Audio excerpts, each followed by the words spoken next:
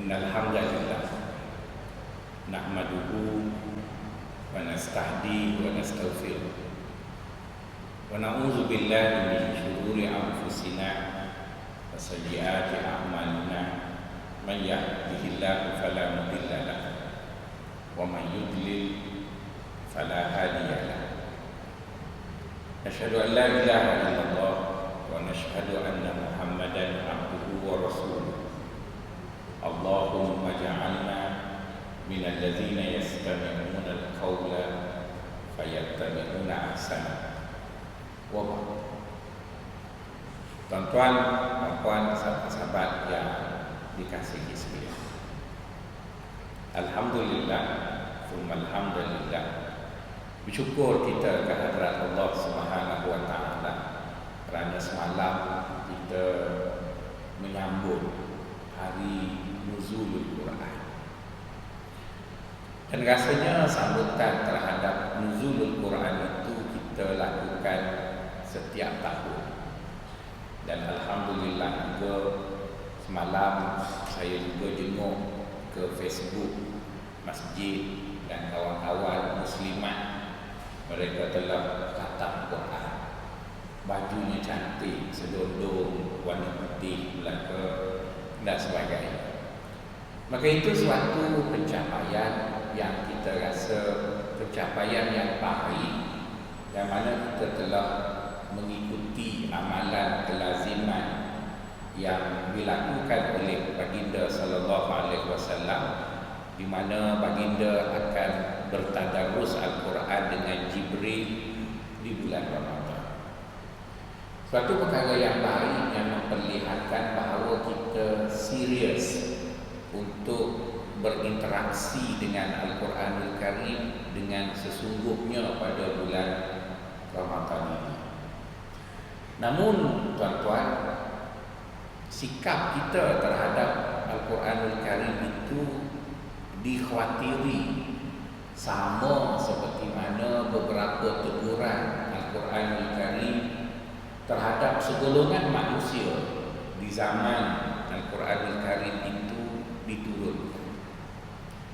Jika kita membaca ayat-ayat Al-Quran yang berkaitan dengan Al-Quran dan sikap manusia terhadap Al-Quran, maka kita dapati bahawa Al-Quran menuntut kita dengan beberapa tuntutan terhadap Al-Quranul Karim. Salah satu tuntutan Al-Quran terhadap kita dalam interaksi kita dengan Al-Quran itu, di mana Allah meminta kita supaya membaca Al-Quran itu dengan memberi hak bacaan yang sebenarnya, yang disebut dengan hak tilawati, hak bacaan Al-Quran. Apabila Allah menyatakan bahawa Al-Quran itu hendaklah dibaca dengan bacaan yang sebenar, pastinya di sana ada isu yang ditegur oleh Al-Quranul Karim terhadap sebahagian mereka-mereka yang hidup di zaman Nabi yang kelihatan membaca Al-Quran tetapi tidak memberi hak bacaan Al-Quranul Karim. Maka kita pun mencari ayat-ayat Al-Quran yang memperjelaskan apakah yang dimaksud dengan tuntutan membaca Al-Quran dengan bacaan yang sebenar. Cari, kita ketemui terdapat di sana 5 ayat yang mana Allah menjelaskan kepada kita mengenai maksud hak yang sebenar dalam membaca Al-Quran Karim.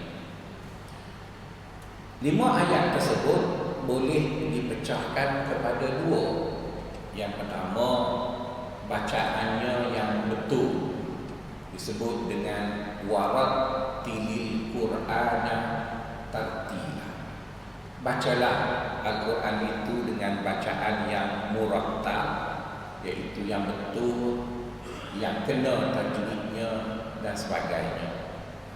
Jadi bila kita melihat kesalahan itu dalam konteks kita pada hari ini, maka alhamdulillah dengan berkat kelas-kelas yang dibuat di masjid kita, ustaz-ustaz yang berwibawa, yang mempunyai kelulusan yang diperakui, mereka mengajar kita tentang tajwidul Quran.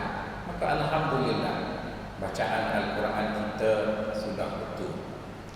Namun daripada ayat itu, baru ayat pertama yang kita penuhi dengan makna haqqa tilawati, iaitu bacaannya bacaan yang betul. Adapun 4 ayat lagi Allah sebut tentang tadabbur, di mana Al-Quran itu janganlah bila semalam kita khatam, kita pun masukkannya dalam sampul Quran, dan kita pun terus pergi ke dapur untuk buat kuih raya pula, dengan alasan di awal Ramadan kita dah tumpukan untuk Quran, maka di akhir Ramadan kita tumpukan pula untuk persiapan raya. Berfikir seperti itu nampak ada logiknya, nampak semacam kita dahulukan akhirat, kemudian selepas selesai akhirat kita buat dunia pula. Sepintas lalu corak berfikir seperti itu nampak ada logiknya. Tetapi dalam agama juga ada logiknya yang harus kita ikut. Sebelum saya masuk ke universiti dan mengajar di sana, saya ingat logik itu satu je, iaitu 1 campur 1 2. Maka itu maknanya logik. Tapi bila dah belajar ilmu logik di universiti, maka baru saya faham logik itu mengikut orang.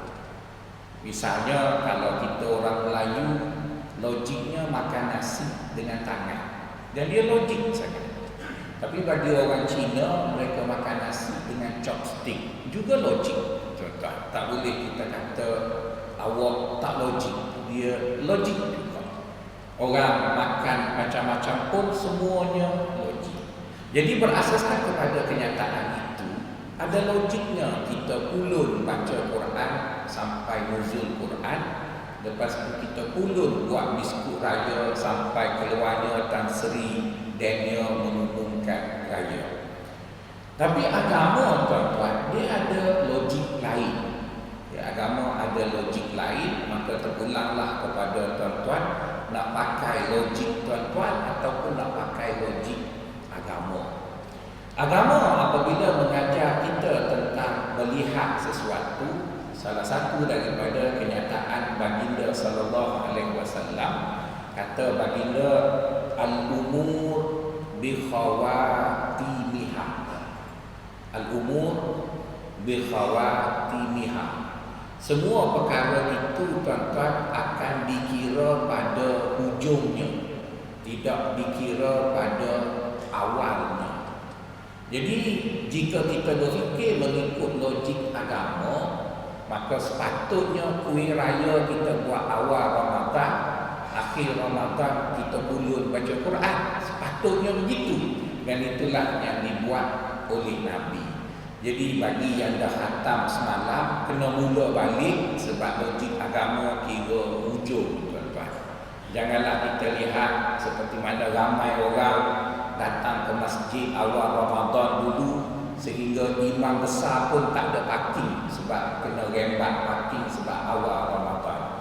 Tapi bila akhir Ramadan, imam boleh rembat 5 petok parking sebab tak ada orang, tuan-tuan. Jadi logik itu tak kena dengan logik agama, di mana logik agama dia kira hujung, dia tak kira awal. Misalnya lah, kalaulah kita kata agama itu pakai logik, tuan-tuan, iaitu kita ulun akhirat dulu, lepas tu baru kita ulun dunia. Maka agak-agak tuan-tuan yang tua dah mari masjid ni macam mana? Sepatutnya tuan-tuan kena ikut saya lah, sebab saya muda-muda dulu belajar agama dulu, sekarang dah tua, ulun dah dunia pula. Tapi tuan-tuan kan terbalik, dunia dulu, tua baru mari masjid. Jadi bermaksud, tuan-tuan, kita tak boleh pakai logik, kita kena pakai logik agama. Jadi oleh kerana agama itu tuan-tuan, mereka ada logik mereka, maka menjadi tanggungjawab kita untuk memahami apakah logik agama tadi. Jadi berasaskan corak fikir seperti itu, kita dapati bahawa Al-Quran itu menuntut kita supaya kita membaca Al-Quran dengan sebenar-benar bacaan. Dan bacaan Al-Quran, makna sebenar-benar itu pertamanya adalah warattilil Qur'ana tartila. Baca Quran itu dengan bacaan yang betul. Adapun makna kedua yang membentuk makna membaca Al-Quran dengan sebenar-benarnya itu adalah hendaklah kita mentadabbur Al-Quran. Apabila kita dapati ada 4 ayat di dalam Al-Quran yang berbicara mengenai tadabbur, yang menakutkan kita tuan-tuan, keempat-empat ayat tersebut diturunkan mengenai orang munafik. Itu yang menakutkan. Seolah-olah secara tidak langsung ayat itu menjelaskan kepada kita, siapa yang baca Quran tapi dia tidak tadabbur, itulah gaya orang munafik. Seolah-olahnya begitu. Kerana keempat-empat ayat Quran yang diturunkan menyuruh orang itu bertadabbur adalah mengenai sikap orang munafik. Afala yatadabbaruna al-Qur'ana am ala qulubin aqfaluha. Tidakkah kamu bertadabbur ketika kamu membaca Al-Quran ataupun hati kamu telah terkunci? Ayat mengenai hati seseorang itu terkunci ada disebut pada ayat lain, itu adalah ciri hati orang munafik. Jadi oleh kerana keempat-empat ayat yang turun menegur kita tidak bertadabbur Al-Quran ketika mana kita membacanya adalah ayat berkaitan dengan sikap orang munafik, maka menjadi tanggungjawab kita untuk membina satu pemisah yang ketara di antara kita dengan munafik. Kalau sebelum ini kita selalu dengar tanda orang munafik itu apabila dia bercakap, dia berbohong. Apabila dia berjanji, dia memungkiri janji. Apabila dia diberi amanah, dia khianat. Maka kita seronok sangat kerana kita dapati ketiga-tiga itu ada pada orang politik. Maka kita kata Alhamdulillah, tak ada kat kita. Tiba-tiba hari ini kita dapati bahawa tanda orang munafik itu bukan hanya pada orang politik sahaja yang tiga tadi. Sebaliknya ia ada dinyatakan di dalam Al-Quran. Di antara ciri orang munafik di zaman Nabi, mereka suka baca Quran tapi tak suka tadabbur. Jadi untuk mengelak diri kita terjebak dengan sifat munafik yang ketara itu tuan-tuan, maka kita perlu mengubah sikap kita ketika mana kita berinteraksi dengan Al-Quran. Maka di samping kita membaca Al-Quran, kita perlu melakukan apa yang disebut dengan tadabbur.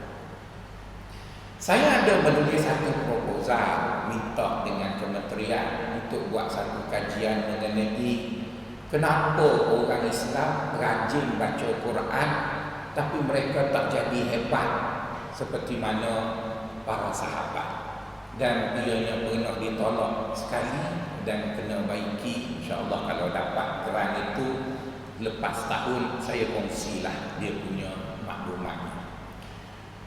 Walaupun ianya belum dijalankan, tetapi adalah beberapa pembacaan yang dibuat, yang dikaji oleh orang-orang lain sebelum daripada saya mengenai masalah berfungsinya Al-Quran itu terhadap umat Muslim. Kalau kita lihat kepada ayat-ayat Al-Quran yang menunjukkan kepada kita bahawa Quran itu masih berfungsi. Bukan Quran itu dah lama turun, lepas tu dah habis gasnya, maka dia tidak berfungsi. Antara kenyataan Al-Quran yang menyatakan bahawa Quran itu masih berfungsi, Allah menggunakan perkataan tanazzala. Tanazzala diterjemahkan dengan makna sentiasa turun. sentiasa turun seperti mana Allah menyebut mengenai malam Lailatul Qadar. Inna anzalnahu fi Lailatul Qadr. Lailatul Qadri khairun min alfi syahr. Tanazzalul malaikah. Para ulama mengatakan tanazzalul malaikah bermaksud malaikat itu turun secara bergiliran. Pada malam Lailatul Qadar itu bermula masuknya waktu maghrib sampai terbitnya matahari. Jadi bermaksud sepanjang malam pada malam Lailatul Qadar itu malamnya dipenuhi dengan penurunan malaikat. Maka samalah juga apabila Allah Subhanahu wa taala berbicara tentang Al-Quran, Allah menggunakan ayat yang sama dengan menggambarkan kepada kita keberkatan dan fungsi Al-Quran itu masih berjalan seperti biasa. Masih berjalan seperti biasa, seperti mana yang telah dimanfaatkan oleh umat Islam terdahulu. Maka Al-Quran yang sama juga mampu memberi keberkatan dan kemanfaatan kepada kita hari ini sampailah dunia itu kiamat. Jadi dengan itu tuan-tuan, kita tak boleh mengatakan bahawa Al-Quran sudah selesai dia punya penurunan setelah kewafatan baginda, maka sudah tidak ada lagi fungsi Al-Quran kerana dia masih berfungsi dengan baik. Jadi apabila kita tidak mendapat manfaat secara jelas, secara langsung ataupun tidak langsung dari Al-Quran, maka pastinya di sana ada tak kena pada kita, bukan tak kena pada Allah. Ada tak kena pada kita. Jadi perlu dicari punca secara serius di mana tak kenanya kita berbanding dengan apa yang telah berlaku pada umat terdahulu. Umat terdahulu tuan-tuan, apabila mereka memegang Al-Quranul Karim dan mereka berinteraksi dengan betul sama dengan Al-Quran itu, mereka mendapat gelar yang paling agung, iaitu radhiyallahu anhum wa radu'an. Itu gelar yang diberi oleh Allah dan lebih hebat daripada gelar-gelar yang ada di dunia ini, kerana itulah gelar yang diperakui oleh Allah Tuhan kepada segala petala langit dan bumi. Kemudian anugerah itu tidak diperakui oleh Allah sahaja, baginda SAW juga memperakuinya, iaitu baginda bersabda khairul quruni qarni thumma alladhina yalunahum thumma alladhina yalunahum. Sebaik-baik manusia yang hidup di muka bumi ini adalah orang yang hidup di zaman aku, kemudian selepas mereka dan kemudiannya selepas mereka. Dan bukan sekadar itu yang diberi, malah baginda membuat perakuan secara kolektif terhadap mereka yang hidup sezaman dengan Nabi, hasil daripada interaksi yang betul dengan Al-Quran, dengan mengatakan ashabi kan nujum bi ayyihi muhtadaitum iktadaitum. Para sahabat aku, setiap orang dari mereka itu seperti bintang. Siapa saja yang kamu pilih untuk dijadikan pedoman hidup, kamu pasti akan mendapat pedoman dan petunjuk dari Allah. Kita merasakan begitu kagum. Mereka adalah manusia yang bejat, yang hina, yang tidak ada bangsa pada ketika itu ingin menjajah orang Arab, kerana mereka hina sangat-sangat, kerana mereka melakukan kedosaan yang tidak dilakukan oleh manusia lain. Tapi dengan Al-Quranul Karim, mereka berjaya mendapat kedudukan yang paling tinggi yang tidak pernah dikecapi oleh manusia lain selepas daripada mereka. Maka persoalan sekarang ialah kenapa kita tak dapat? Saya rasa kita semua dapat paling tinggi, dia panggil netizen. Itu semua kita dapat. Siapa beri saya pun tak tahu. Kita semua kan bila masuk WhatsApp, masuk Facebook, kita suka kutuk orang, maka orang pun panggil netizen. Dapatlah gelar bagi kita seperti mana radhiyallahu anhum, secara kolektif kita netizen. Lepas tu bila komen pasal ekonomi pula, bolehlah gelar marahi dan sebagainya lah. Jadi kita tak dapat pun gelar yang diberi oleh agama terhadap kita, sedangkan kita juga ada Al-Quran. Jadi sebelum tuan-tuan kita kenal pasti kelemahan kita, mari kita banding dulu akses kita dengan Al-Quran berbanding akses para sahabat dengan Al-Quran. Saya berhasrat untuk menyebut 5 aspek mengenai akses tersebut untuk memperlihatkan kepada kita betapa besarnya keistimewaan kita untuk akses kepada Al-Quranul Karim lebih bertuah daripada para sahabat. Yang pertama, tuan-tuan, para sahabat tidak mengetahui Al-Quran itu ada 30 juz. Dia tak tahu. Dia tak tahu pun Quran itu ada 30 juz. Kerana ada sebahagian besar di kalangan mereka mati sebelum Nabi wafat lagi. Mereka tak tahu pun Quran itu 30 juz. Mereka tak tahu pun Quran itu ada 114 surah. Mereka hanya dapat bertemu dengan beberapa ayat Al-Quran sahaja dan mereka mati dalam mengetahui Al-Quran itu ada sebahagian kecil sahaja. Jadi itu menunjukkan bahawa akses kita dengan Al-Quran jauh lebih sempurna berbanding dengan akses para sahabat terhadap Al-Quran. Kita tahu Quran ada 30 juzuk. Kita tahu Quran ada 114 surah. Kita tahu itu mana hizib, mana ayat tengah, mana ayat akhir. Semua kita tahu. Maka kita lebih banyak tahu tentang Al-Quran daripada para sahabat. Yang kedua, tuan-tuan, di zaman para sahabat hanya ada 3-4 orang sahaja orang yang dianggap ahli tafsir, orang yang tahu tafsir Quran. Yang terkenalnya Abdullah bin Abbas, iaitu disebut dengan mufassirul Quran. Hanya ada 3-4 orang je. Tapi tuan-tuan tahu tak di Malaysia ada berapa profesor tafsir Quran? Di seluruh universiti awam dan juga swasta kita mempunyai 36 orang profesor yang tahu sangat pasal Al-Quranul Karim. 3 orang daripadanya jusa A, gaji 35,000, tuan-tuan. Profesor Quran hebat. Bukan seorang, 35 orang, tuan-tuan, profesor tafsir. Tapi apa kita jadi macam ni, tuan-tuan? Sahabat ada 4 orang, kita ada 35 orang. Yang sahabat pula bila mereka tahu tafsir komputer pun tak ada, tuan-tuan. Kita semua ada, tuan-tuan. Itu nombor 2. Nombor 3, tuan-tuan, para sahabat mereka tak ramai yang hafal Al-Quran. Ketika mana Umar mencadangkan kepada Abu Bakar agar Al-Quran itu dibukukan, maka yang menjadi peristiwa kepada cadangan itu adalah apabila 80 orang para sahabat Nabi yang banyak menghafal Al-Quran pergi berperang dan mereka ditipu dalam peperangan tersebut, akhirnya mereka itu mati syahid. Jadi bila 80 orang mati syahid, para sahabat sudah pupus orang hafal Quran. Jadi tuan-tuan, ada berapa orang yang hafal Quran?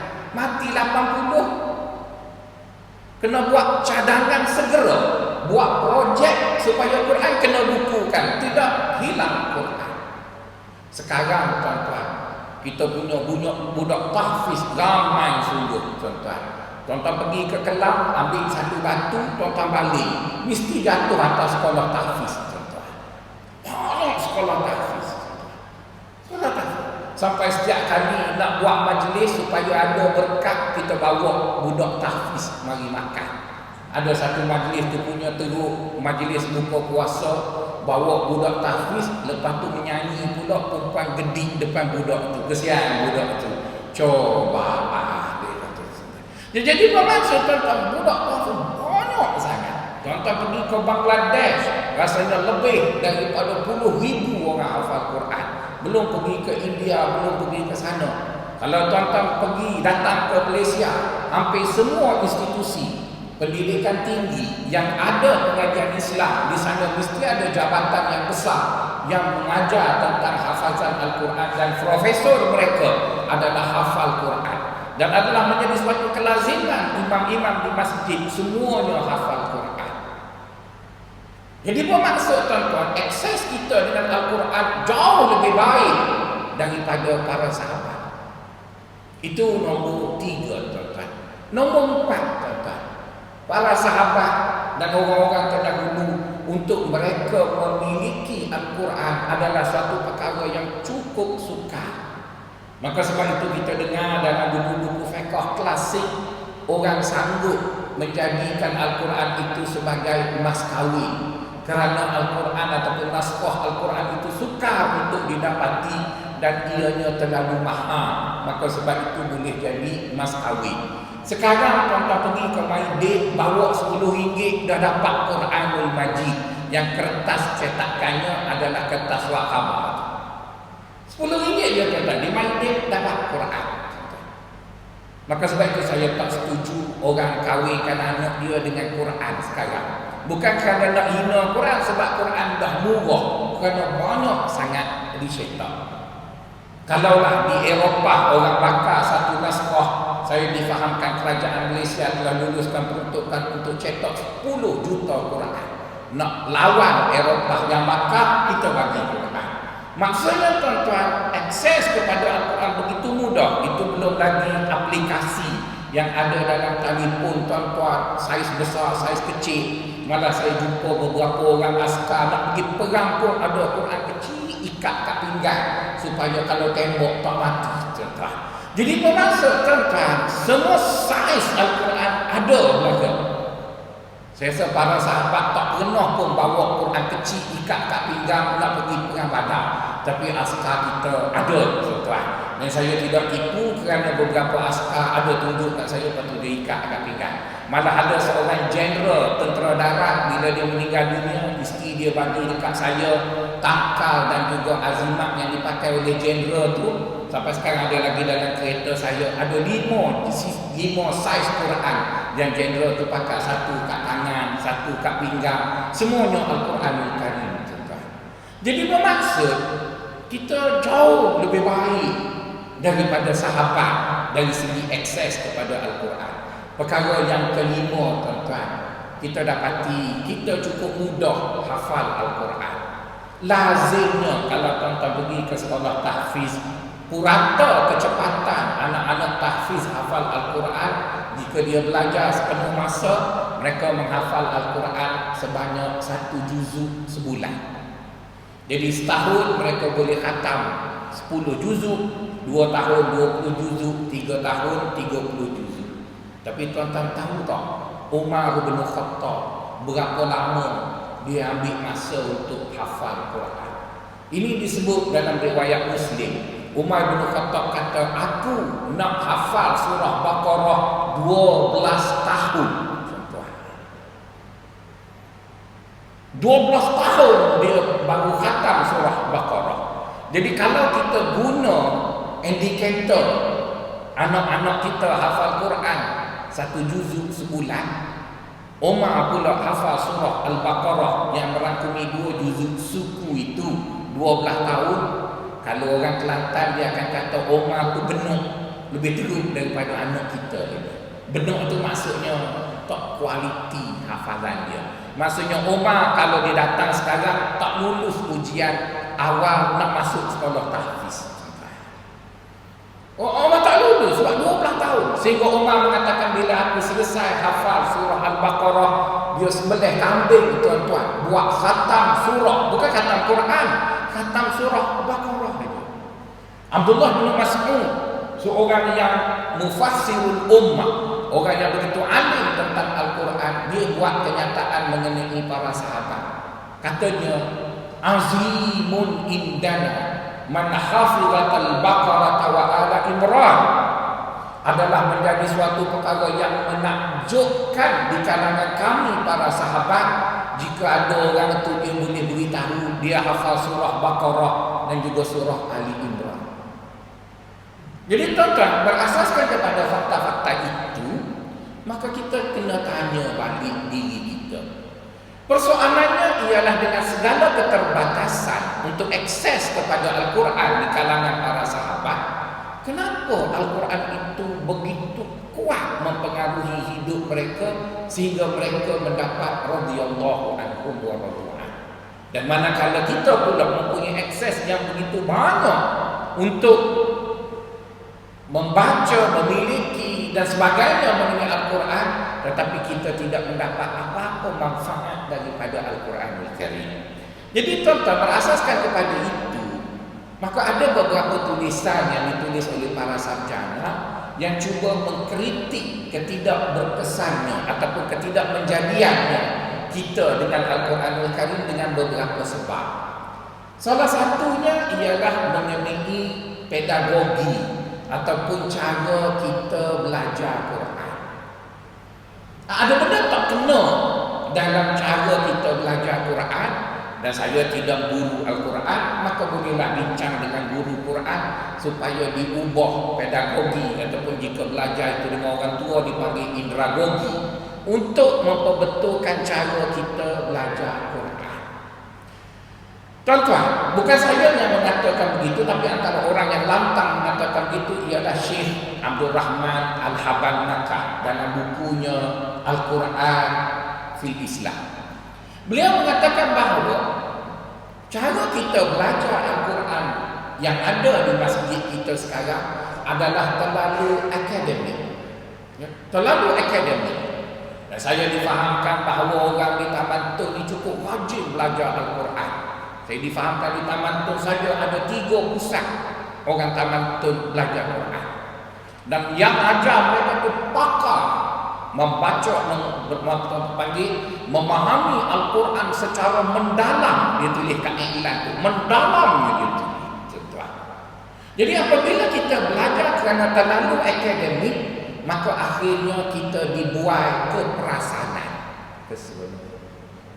Seperti mana ahli-ahli akademik begitu asyik dengan akademik mereka, dia seronok dalam bilik ekon kat universiti. Gitulah. Jadi kalau itu cara kita belajar Quran, maka saya rasa sampai bila-bila pun dan berapa banyak wang yang kita gunakan untuk mendalami Al-Quran, ianya tidak memberi kesan. Maka oleh kerana kita tahu sahabat tadi mereka mendapat kesan yang maksimum daripada Al-Quran, maka kita kena pergi ke zaman mereka dan kena tanya mereka belajar Quran tu macam mana. Jadi mereka belajar Quran tadi macam mana. Jadi untuk mengenal pasti perkara-perkara tersebut, maka ada beberapa perkara yang cuba digariskan untuk kita kenal pasti, dan kalau benar kita mahu interaksi kita dengan Al-Quran itu menjadi dengan betul, maka kita cubalah secara serius untuk mengatasinya. Pertama sekali tuan-tuan, dikatakan bahawa punca Al-Quran itu tidak memberi kesan kepada kita adalah jika kita membaca Al-Quran itu tidak betul, iaitu bacaan kita tidak betul seperti mana yang Quran mahu kita baca. Kita tak boleh beza antara shin dengan sad. Kita tak boleh beza antara sin dengan tha. Kita tak boleh beza itu dan ini. Jadi saya tak risau sangat orang perempuan pasal tajwid sebab mereka rajin. Cuma yang saya risau orang lelaki, maka sebab itu bila mereka nak jadi imam di rumah, mereka hanya imam Zuhur dan Asar. Sebab tak payah baca bini dengar. Tapi maghrib dan isyak dia bawa isteri ke masjid kerana takut kena tegur kat isteri. Jadi oleh kerana itu tuan-tuan, jangan malukan diri kita depan isteri kita, maka biarlah mereka pandai tajwid, kita juga kena pandai tajwid. Orang lelaki ni dia tegur sikit je merajuk terus, tegur 2 kali terus tak datang. Jadi saya pun rasa tuan-tuan kita kena belajar tajwid dengan betul, tapi tak perlulah belajar tarannum, sebab tidak ada syarat untuk kita faham Quran kena tarannum. Jadi faham-fahamlah bagi suara yang tak berapa elok macam saya, tak payah belajar tarannum. Nanti kalau asyik belajar tarannum, kesian dekat hujan selalu datang kerana suaranya begitu menakutkan. Jadi itu sebab yang pertama. Sebab yang kedua tuan-tuan, kita tidak pandai bahasa Arab. Jadi tuan-tuan, kadang-kadang bila kita ataupun tuan-tuan mendapat pendidikan Inggeris, dan saya rasa itu tak ada masalahnya, maka tuan-tuan akan lebih suka berfikir dalam corak Inggeris. ataupun cara orang Inggeris berfikir, logik Inggeris tadi. Saya bila tua dah sikit ni banyaklah duduk dalam beberapa jawatan kuasa yang mana ahli jawatan kuasa dan pengerusi semuanya orang bergelar. Semua Tun, Tan Sri, Datuk. Saya seorang dia tak ada gelar, duduk belakang. Harap-harap dapatlah gelar tak lama lagi. Bila dapat cucu pertama bolehlah jadi atuk. Jadi bila mesyuarat, orang yang dalam mesyuarat tu semua cakap Inggeris. Lepas tu bila mereka gelak, saya punya gelak delay seminit sebab nak faham gelak mereka tu. Mereka gelak tu kena diam dia dulu. Fikir dia cakap apa ya? Hehehe, baru gelak tuan-tuan. Jadi bila kita gelak delay, dia tak sedap tuan-tuan. Dia gelak ni kena sekata. Kena gelak sekata. Jadi untuk mengelak malunya saya dalam mesyuarat itu, maka saya belajar sungguh-sungguh bahasa Inggeris, saya hafal perkataan Inggeris supaya saya tak delay gelak. Orang gelak, saya pun gelak juga tuan-tuan.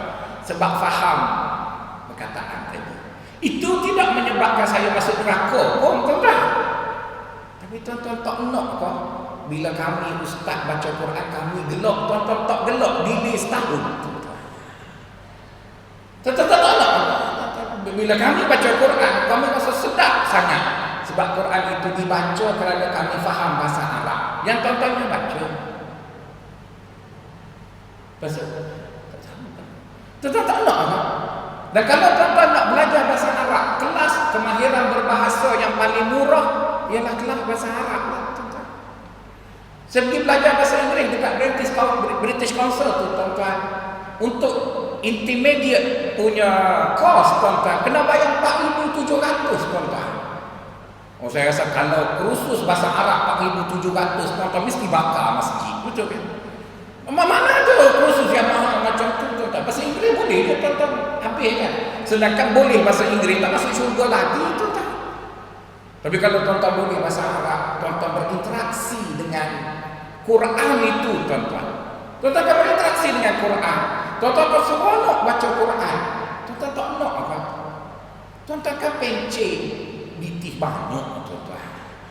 Dah lah bitih banyak, masa banyak. Tuan-tuan buat apa tuan-tuan? Tu asyik duduk balas WhatsApp. Sebab tengok WhatsApp grup orang pencet ni kan tuan-tuan. Dia punya keaktifan Allah aktif sungguh tuan-tuan. Saya ada jadi grup pada 15 grup orang pencet di masjid. Saya letih nak bersihkan grup tu sebab dia masuk. Dia cerita apa tuan-tuan. Jadi marilah sama-sama kita selesaikan masalah kita yang menjadikan kita tidak boleh tadabbur Quran itu adalah kerana kita tidak faham bahasa Arab.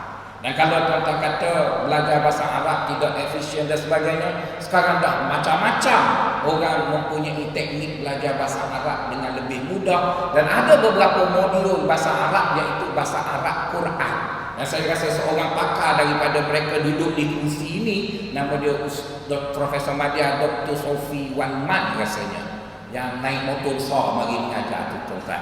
Dia seorang Profesor Madya di UAE yang ada modul mengajar bahasa Arab untuk memahami Al-Quran.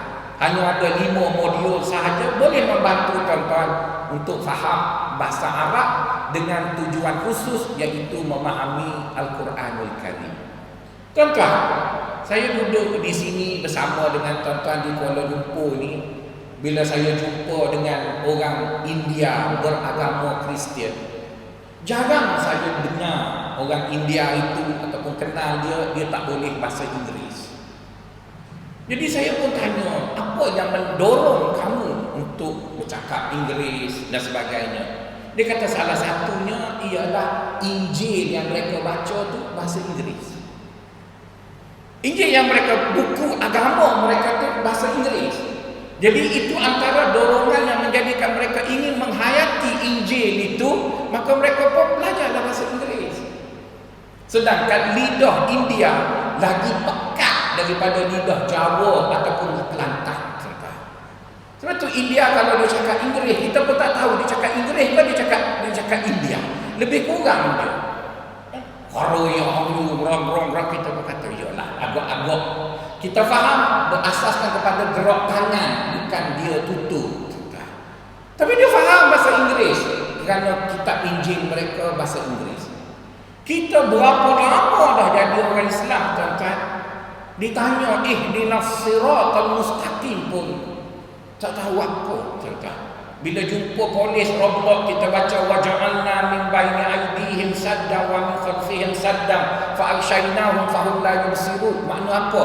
Oh, itu ayat supaya polis tak nampak, tak kena saman masa roadblock. Jadi tuan-tuan tak tahu apa, tuan-tuan. Seolah-olah kita ditipu seperti mana Piramli baca mentera Kima Raju Mata Kisah apa benda. Saya sampai sekarang tak faham, sedangkan itu perkataan Jawa walaupun saya kahwin dengan Jawa. Jadi bermaksud, tuan-tuan, memalukan kita dengan agama kita. Sedangkan orang lain lebih logik dengan agama mereka, kita menjadi begitu tahyul dengan agama kita. Itu nombor 2, tuan-tuan. Nombor 3, tuan-tuan, yang menjadi penghalang kita untuk memahami ataupun tadabbur Al-Quran, iaitu apabila kita baca Al-Quran, kita sendiri tidak mendapat gambaran umum tentang kerangka Al-Quran. Misalnya kalau saya tanya tuan-tuan, surah Al-Baqarah itu dia punya plannya ataupun kerangka kasarnya apa? Tuan-tuan tak tahu. Jadi kalau kita baca Al-Quran berasaskan surah, kita tak tahu surah itu dia punya kerangkanya apa, maka mustahil lah tuan-tuan boleh faham Quran itu apa. Seperti mana kita beri pelan rumah dekat isteri kita. Minta maaf lah, bukan kutuk orang perempuan. Lazimnya orang perempuan tak boleh nak baca pelan. Dia bagi pelan rumah tu, dia kata apa benda ni. Jadi mujur sudah ada teknologi yang membantu kita untuk bina plan itu secara 3D.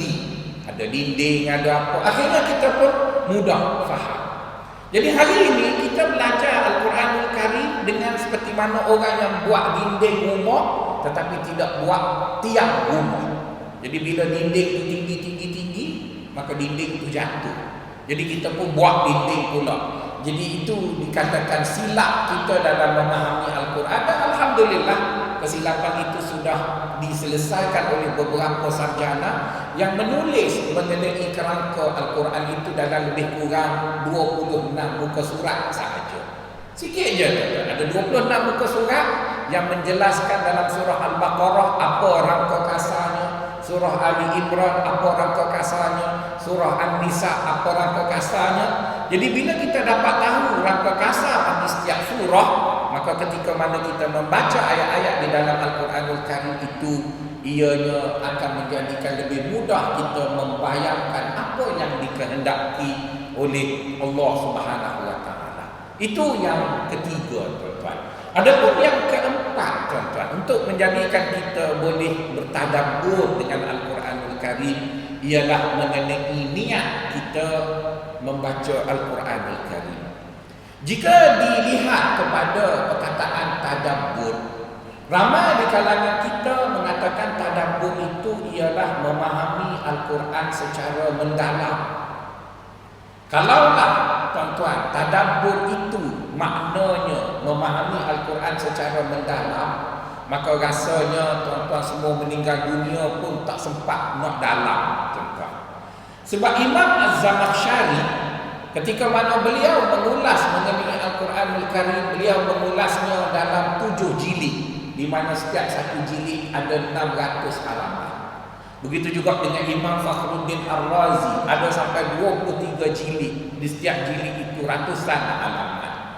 Jadi tadabbur tidak bermaksud kita memahami Al-Quran secara mendalam, tetapi untuk lebih mudahnya, iaitu apabila kita baca Quran, kita tanya diri kita, apa sikap saya terhadap Al-Quran. Jadi oleh kerana kita akan bertanya pada diri kita tentang sikap kita terhadap Al-Quran, maka saya secara peribadinya lebih setuju jika tadabbur itu dilakukan secara sendirian, bukan secara berjemaah. Sebab kalau kita lakukannya secara berjemaah, mana mungkin kita nak tanya kemudian kita nak jawab, kerana nanti kita malu dengan kawan-kawan. Maka lebih baik kita tadabbur Al-Quran itu sendirian. Apabila kita baca ayat Al-Quran Al-Karim mengenai dosa, maka kita berhenti sekejap. Adakah aku orang yang percaya tentang dosa itu? Adakah aku orang yang melakukan dosa itu? Adakah aku seorang yang takut tentang akibat daripada dosa? Jadi itu maknanya tadabbur dalam konteks individu yang akan memberi kesan kepada kita apabila kita baca Quran. Apabila Al-Quran Al-Karim mengatakan jangan kamu menzalimi orang, maka kita berhenti sekejap dan kita bertanya, adakah aku seorang yang zalim kepada diri aku, kepada orang lain dan kepada sesiapa saja? Apabila kita sampai kepada ayat Al-Quran Al-Karim yang mengatakan orang yang beriman itu mereka tidak takut dan mereka tidak gerun tentang apa yang berlaku, maka kita akan berhenti sekejap dan kita tanya, apa diri aku mengenai ayat tersebut dan sebagainya. Jadi oleh kerana itu tuan-tuan, tadabbur adalah membaca Al-Quran dengan meletakkan diri kita berada di tempat apa yang Quran itu kata. Sebagai contoh tuan-tuan, satu hari Abu Bakar baca Quran dekat dengan Nabi, tapi tidaklah baca bersama Nabi. Dia baca sendiri, Nabi pun baca sendiri.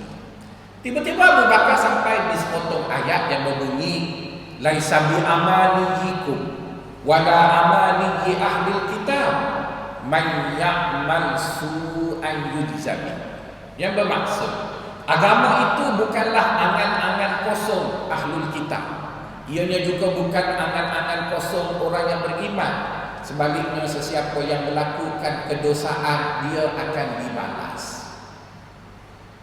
Maka Abu Bakar berhenti pada ayat tersebut dan Abu Bakar berfikir mengenai dia dan ayat itu. Maka datanglah dalam fikiran Abu Bakar, kenapa Allah terlalu berkira dengan dia? Kenapa Allah terlalu berkira? Bukankah Abu Bakar telah habiskan harta untuk Islam? Abu Bakar menggadaikan nyawa untuk Islam. Sepatutnya kita kalau dalam politik orang tu support kita daripada awal sampai akhir, maka kalau ada silap sikit sebanyak ignore je lah. Betul kan? Kita ignore begitulah tuan-tuan. Saya ada temu bual seorang perempuan yang cukup bijak di Kelang. Masa tu tahun 2003 saya dapat sikit grant mengenai corak beragama orang Melayu di Lembah Kelang. Sampai di Kelang saya tengok ada seorang perempuan tu rambutnya menggerbang macam Siti Kasim, tapi anak dia mengaji sekolah tahfiz. Jarang kan sepatutnya hantar sekolah tahfiz ni orang pakai tudung macam muslimah pas. Ini rambut menggerbang anak sekolah tahfiz. Jadi saya kata ini cukup menarik untuk ditemu buah. Saya pun pergilah dekat dia. Assalamualaikum puan. Waalaikumsalam lah. Boleh saya tanya beberapa soalan? Oh boleh. Saya tengok dua perwatakan yang terlalu kontra. Anak puan pergi sekolah tahfiz, puan pula macam ni. Dia pun tengok kat saya. Oh ingat saya masuk neraka? Tak, cuma kontra sangat. Tak faham, saya tak faham puan. Boleh bagi penjelasan tak untuk saya faham dua watak kontra. Dia pun gelap kat saya. Dia kata bukankah ada satu hadis sahih? Sahih lagi tuan-tuan. Di mana dia sebut sahih? Bahawa baginda sallallahu alaihi wasallam bersabda, mana-mana orang yang anaknya hafal Quran, anaknya boleh selamatkan dia dari api neraka. Jadi saya boleh kekal lah dengan keadaan saya. Kalau saya masuk neraka pun anak saya lah selamat saya. Wow, tak terfikir tuan-tuan. Anak kepala kata dia manipulate hadis itu untuk dia kekal buat dosa, asalkan anak dia hafal Quran boleh selamat dia.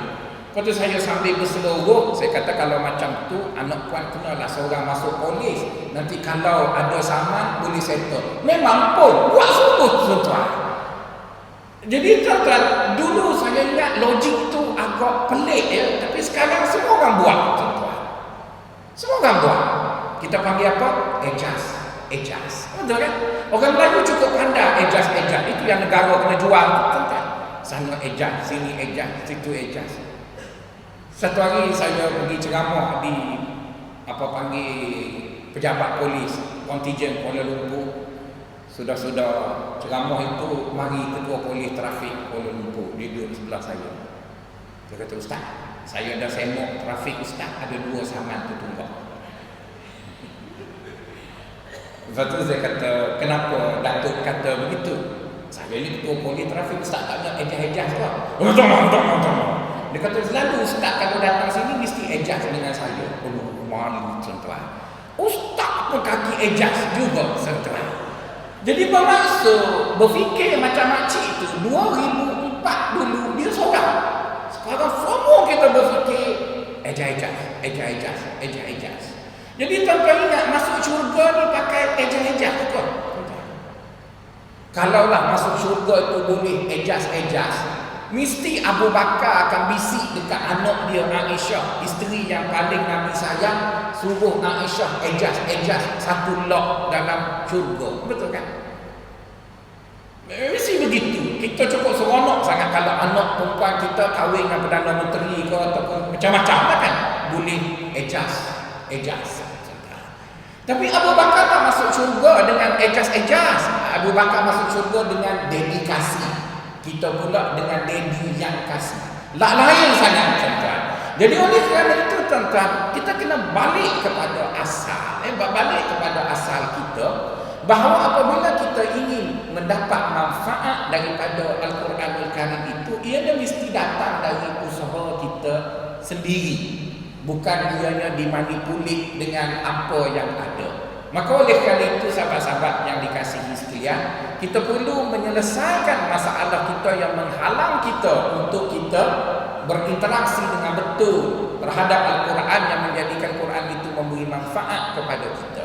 Jadi oleh kerana itu, salah satu cara ataupun definisi yang boleh kita pakai untuk menjadikan Al-Quran itu berkesan pada kita, apabila kita baca Quran, maka kita tanyalah diri kita, aku di mana tentang ayat-ayat Al-Quranul Karim itu. Adapun perkara yang keempat tuan-tuan, keempat ataupun yang kelima, apabila kita ingin tadabbur, kita diminta supaya duduk sendirian dengan Al-Quran. Allah ada berfirman dalam Al-Quranul Karim, qul innama a'idzukum biwahidatin an taqumu lillahi mathna wa furada thumma tatafakkaru. Maksudnya, duduklah kamu sendirian dengan Allah, peganglah Al-Quranul Karim itu, bacalah dia sendirian. Maka sebab itulah kita jangan lagi buat kek semprit, kek raya tuan-tuan.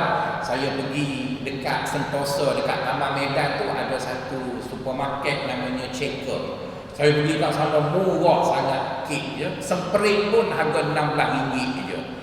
Kek kuih gulung dan sebagainya. Jadi saya beli kat situ, lepas tu balik rumah bubur dalam botol yang cantik. Maka bila orang baca, wah, ini mesti mahal, mestilah profesor, betul kan? Tapi beli yang murah je, tak payah buat mahal. Bila tukar botol je, orang dah tak tahu betul. Jadi oleh kerana itu, tak perlu fikirlah pasal kek, pasal apa benda tuan-tuan. Beli je yang murah-murah itu. Lagipun yang akan ziarah rumah kita semuanya yang tua, yang ada penyakit berlaku tuan-tuan. Jadi oleh kerana itu, jangan fikir sangat benda itu. Maka kita isi akhir Ramadan ni dengan pegang Quran lagi. Kalau dulu sebelum daripada awal Ramadan sampai semalam kita baca Quran untuk dapat pahala, okeylah, kita dah pulang dan kita dah dapat pahala khatam Quran. Maka baki daripada Ramadan yang ada ni, kita baca Quran untuk tadabbur pula.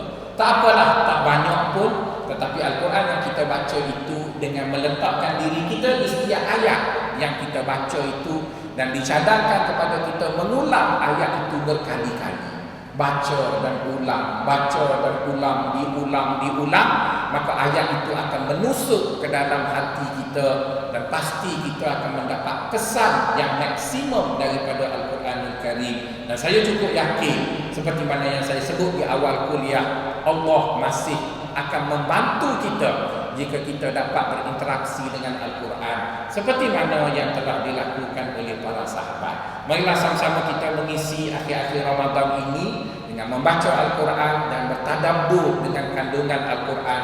Semoga kita pulang bertemu dengan Allah nanti, maka kita tidak disamakan dengan gelagat orang munafik yang membaca Al-Quran hanya bacaan sahaja. Sebaliknya kita ada masa membaca Al-Quran kerana baca, dan ada masa yang lain pula kita membaca Al-Quran untuk bertadabbur.